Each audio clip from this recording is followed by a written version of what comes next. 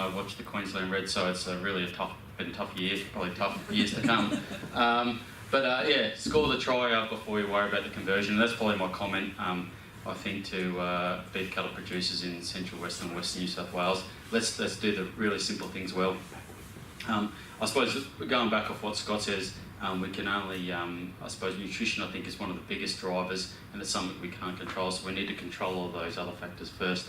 I'm just going to run through some fundamentals of pregnancy testing and some benefits of fetal ageing. Running back over the 101s, importance of bull testing and why I think buying bulls with a roadworthy is important, and just back to some vaccination 71 and Vibrio, which is not I suppose commonly known disease, but it's certainly out here and it's causing a lot of infertility. So just back to manual preg testing. I think everyone's familiar with the idea of the long glove. I suppose the pros of manual preg testing compared with ultrasound is that it is more accurate over 4 months. And I suppose this picture here is we've trained a lot of junior vets, and that's just I suppose a head size thing, and I suppose illustrates what we can do with your hand.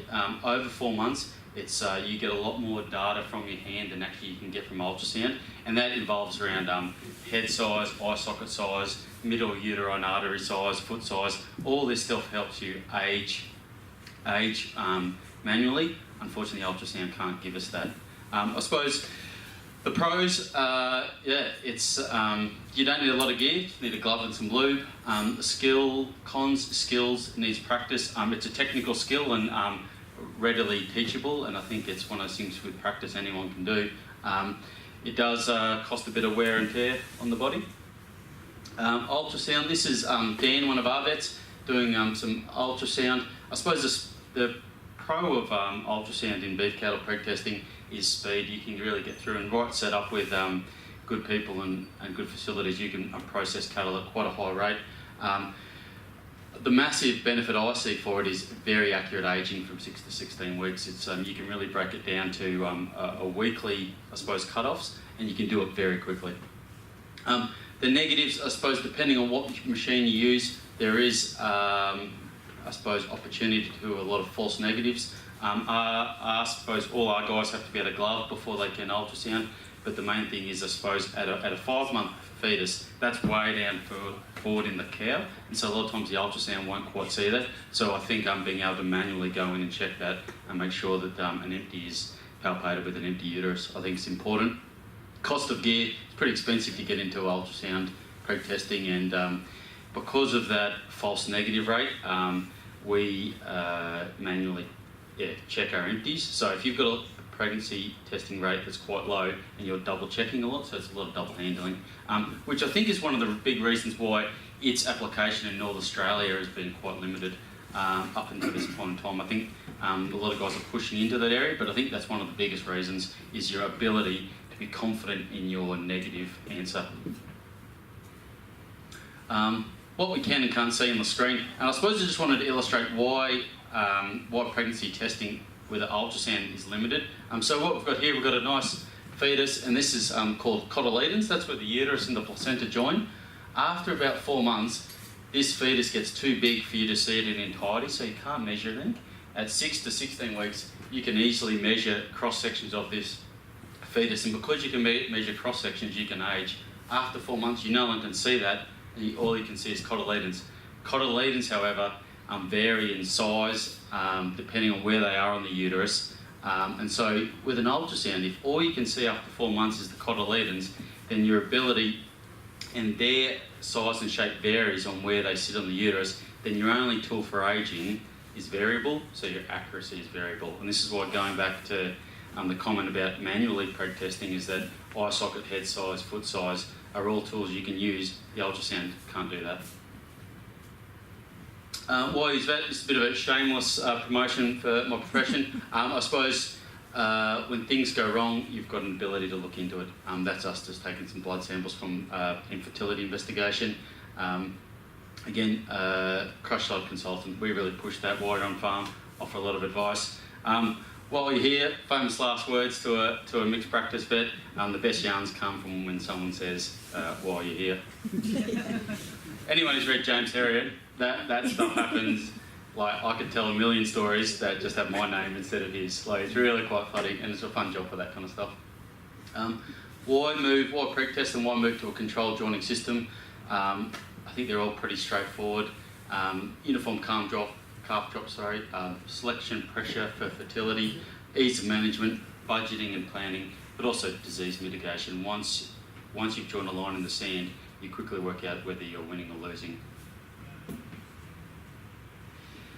This is probably what I wanted to get to today. I really wanted to road, I suppose, trial an idea I've had from some of the work we've done in Northern Australia. So what if we have a long or uncontrolled joining system? So these are photos, some preg testing I did last year in Northern Australia. The one on the left up in the Stanbroke place in the Gulf, and the one on the right is that's Helen Springs kitten place. And just interesting enough, uncontrolled, this is taken in September, and you can see some calves on the ground. You can see in the back, I don't know if everyone can see that well, there's not much going on in terms of pasture, and some body condition scores are really dropping quite quickly there.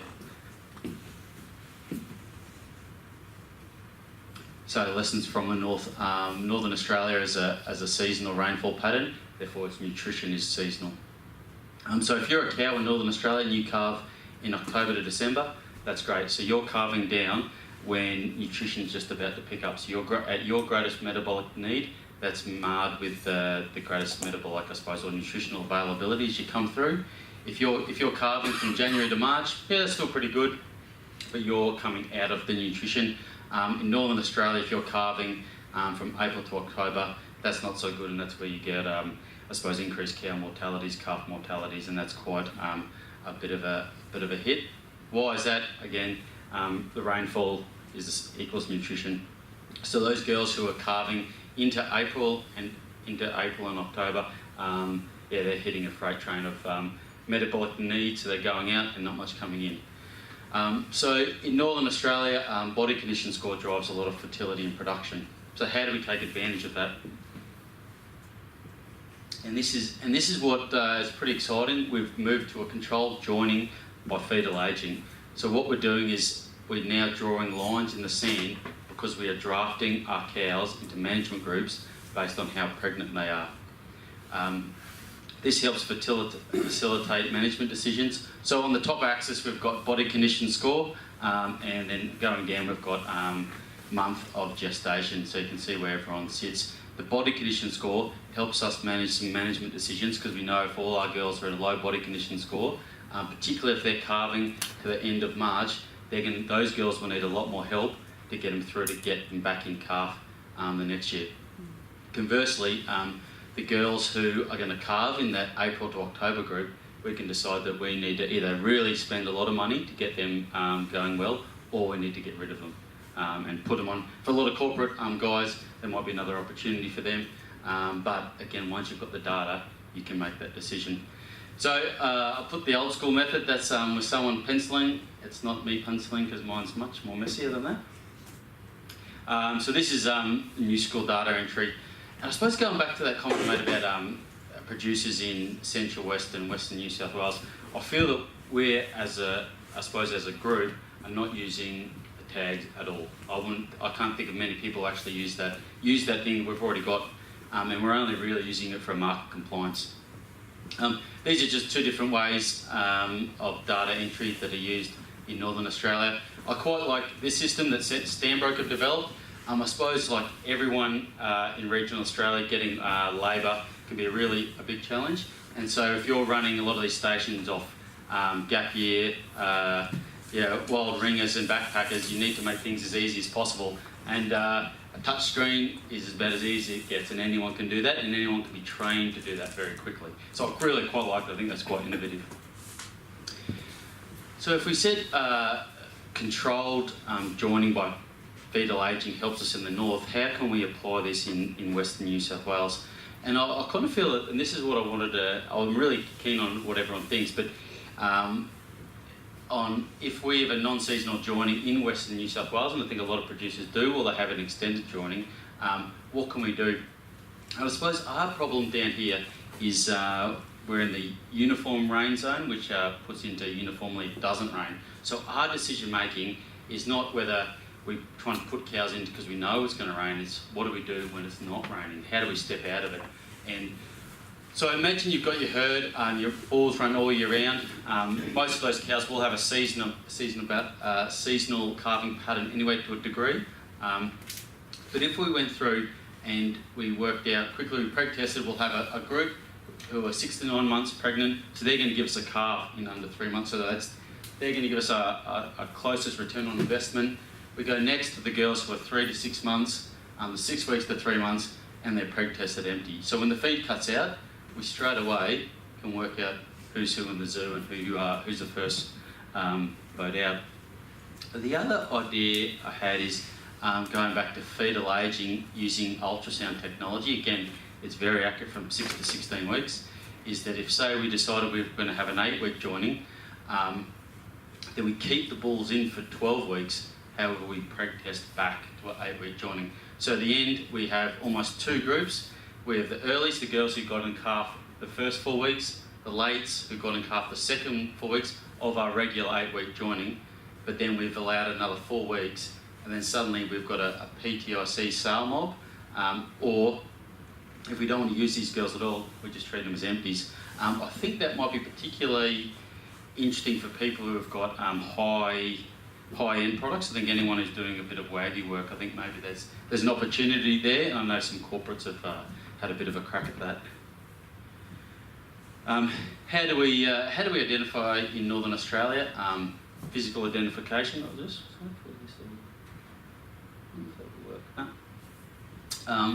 So bang tailing is just a way where we cut the end of the tail hair off, and that's a full bang. Half bang is when we leave a little slither, and then full tail. And that's a good way physically to do it. It's very easy to see and pretty foolproof if someone opens the wrong gate.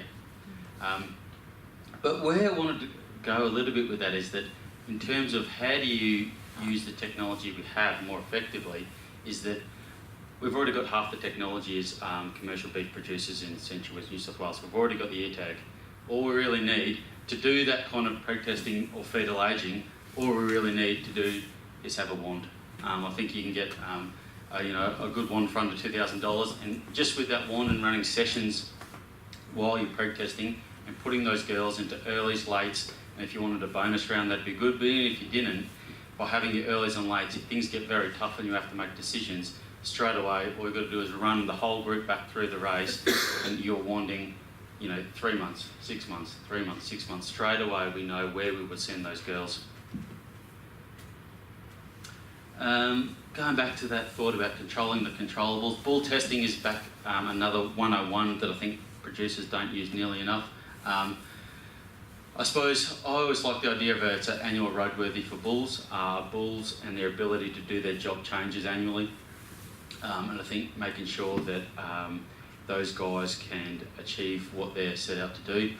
Going back to a rugby analogy, I think commercial bull testing is not about working out who's your best bull and who's your worst bull. It's really about making sure can your bull do the job. So the thing, for any rugby fans out there, I always believe that if David Pocock had a 12-week Kentucky tour and he came back, you wouldn't get him straight into the Wallabies, you'd make him do a beep test.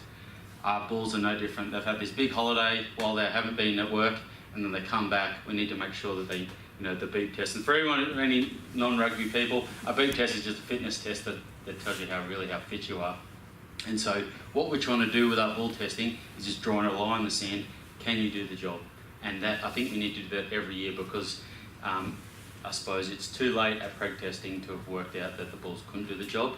We need to use risk mitigation procedures to, I suppose, again, control what we can control, to make sure we've done everything in our power to get as many calves on the deck as possible. Just to run through, if people aren't familiar with bull testing, basically what's involved is a physical examination. We're looking at, the feet, the legs, particularly the back legs. They've got a lot of work to do. Scrotus, circumference, and penis. From what we do, penis injuries is a really big problem with bulls. Anyone running a stack of Angus bulls will know that. I suppose it's really hard to know what to do there. Like there's a lot of bull wastage through fighting, and I'm not sure if anyone's got a really good answer for that. Because conversely, what do we look? Okay, we separate our bulls, then suddenly we're at a high risk scenario, because if we've got a single side joining situation and that bull fails, without knowing exactly what he's up to, then all those cows won't be getting in calf in a hurry. Again, and all these things apply similarly to rams, I feel. Again, the testicles are just the factory. They've got to make the goods. We've got to check them every year to make sure that they're in a good position. Also, scrotal circumference is directly linked to semen production. So we've got to make sure they're the right size to produce enough goods. Crush side semen testing. This is where we collect the bull, and crush side we take some semen and make sure that he's got enough swimmers. This is really good at finding those really super subfertile bulls. Semen morphology, I think that's something that's not going back to 101s. This is something that I don't think a lot of producers have a good handle of. But really, to break it down, the sperm is made up of two bits. You've got the head and you've got the tail. The head is the blueprint. That's the instruction manual on how to build a calf. The tail is really the outboard motor. It's all about getting the sperm, getting that DNA to the egg. So as a result, we can have a lot of defects in that tail, but as long as some of them can get to the egg, we'll get some calves. The problem is if we have a dud factory and we're sending out a lot of sperm with broken heads, they'll get to the calf, get to the embryo, fertilise it. The cow will realise that she's got a dud blueprint, dud instruction manual. She'll get rid of it, and then she'll come back into cycle. The only problem is we're now a cycle behind. If we look at what we think about what a weaner puts on kilograms per day, and then a cycle's 21 days, and 21s per kilos gained, that starts to add up a little bit. I think the biggest loss will be if that cow is dropped out of our joining period, and then we preg-test her empty, and then we've lost her from the system through no fault of her own. And so those kind of ones are the ones we need to find and remove from our herd. I suppose they're a stack of defects. Really, I suppose the concept is anything that affects the bull affects the factory. I suppose testicles live on the outside because the factory needs to run at a lower temperature than body temperature, so anything will cause a fever, an abscess. There's a lot of foot abscesses last year. Grass head abscesses, those lumpy jaws that I think are quite predominant. All those things will affect the factory.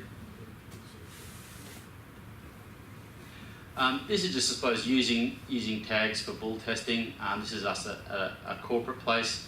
And again, we can put a lot of data in, you can record that and record motility. This is really quite handy for following bulls throughout their journey. Interesting enough, we'll put in the Draxin down the bottom. That's an antibiotic for Vibro. Again, Vibro is a problem I'll talk about in a second, but it's just been really causing a lot of dramas out here lately. Vaccinations, just to go back to those 101s, for all breeders I would recommend doing 7-in-1. That's your Clostridials plus your Lepto. Leptospirosis is a bacterial disease. It's spread through pig urine. Surprise, surprise, there's a lot of pigs out here. And if you go to Nyngan truck stop on any Saturday night, you'll see a lot of people are trying to eradicate this disease. Especially out of Western Sydney. I suppose, again, vaccinate your breeders' herds. 1, because it causes late-term abortions. 2, because it's zoonotic. Zoonotic means people can get it, make it pretty crook. I've got a few mates who've had it. It's not much fun, they tell me. Now, I really hope I can get this to work. Hopefully, there you go. So this is why you need to watch your bulls during joining. This bull has got a corkscrew penis. Everyone see that? Please ignore my bullfed sounding voice in the background. We can only really detect this through watching natural serves. So comparing bulls to wallabies in rugby, that would be an all black. Oh no. I think the All Blacks are getting it done pretty well at the moment. That might be us. Like, I know. Well, that was, I was going to comment on that until I saw this bit of video, and I just changed tack entirely. yeah, no, it's pretty. I think that might be. That'd be the Pocock, longest at the moment. Yeah. But vaccinate Vibrio. So Vibrio is an infertility disease. It's spread. Basically causes a spread out calving pattern. You'll have it's spread by bulls. It lives in the sheath of the penis. So I suppose as opposed to say Brusso and rams, which directly affects their semen production, a Vibrio doesn't affect the bull really in any way. It lives in the sheath of his penis, and when he serves a cow, the bacteria will go in. It causes an infection. Most cows will get over it in a couple of cycles. Depending on the literature, it's 1 to 7% will remain permanently infertile. The problem is, while they're getting rid of that, it has a big, infected, I suppose, big pussy soup in the uterus. She will continue to cycle, so more bulls will come in and serve, propagating the disease. And what typically you see is poor pregnancy testing results, and that calving pattern will be blown out. Where most of our calves should land in the first couple of cycles, these calving patterns will be really blown out. Again, going back to the 101s, the bull is the spreader. It's a venereal disease. It's spread by sexual intercourse. Vaccinating your bulls is your best risk mitigation procedure, because he's the guy who's going to be seeing it the most, and he's got the guy who's going to be spreading it the most. And for producers in Central West and Western New South Wales, I think it's super cheap insurance. I think everyone should really do it. It's a disease that we're probably, in the last 18 months, we've seen a really big spike on. And certainly around Warren, Nyngan, up into the Marrow, we've had big problems with it, and on big places where you wouldn't think these kind of things would happen that much. So it's out there, just producers need to be aware and probably take action against it. And that's about me. Why do we do what we do? Working with legends, there's some really good people, producers out there. And that, for any sheep gurus, we've got Jason Tromp coming out to Warren and Nyngan next week, if anyone is interested. Thanks for having me.